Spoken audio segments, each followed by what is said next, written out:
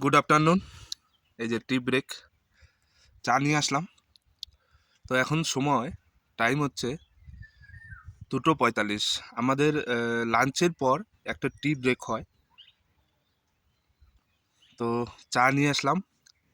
এখন চা খেতে খেতে আপনাদের সাথে একটু কথা বলবো, ফেসবুক সম্বন্ধে আলোচনা করব। চলুন চা খাওয়া যাক।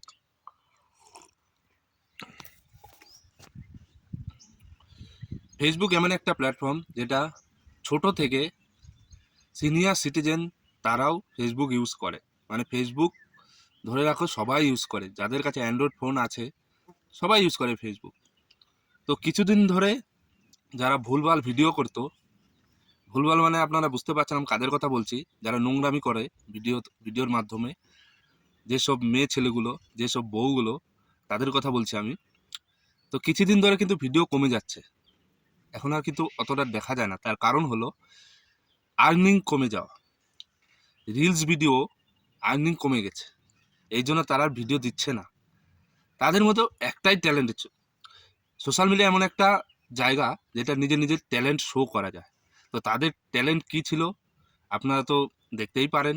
তাদের ট্যালেন্ট ছিল নোংরামি ভিডিও করা, অশ্লীল ভিডিও তৈরি করা, পোশাক খুলে ভিডিও তৈরি করা, উল্টোপাল্টা ভিডিও তৈরি করে সমাজটাকে নষ্ট করা। তাদের কাছে এই ট্যালেন্টটা ছিল। কিন্তু এখন তার সেই ট্যালেন্টটা দেখালে কোনো লাভ হচ্ছে না, কারণ রিলস ভিডিওতে আর্নিং কমে গিয়েছে না ফেসবুকে, এর জন্য খুব একটা ভিডিও দেখা যায় না। তো ভিডিও তৈরি করুন, আপনারা কেন করছেন না? কথা বলে ভিডিও তৈরি করুন। ড্যান্স ভিডিও করলে কি হয়ে গেল?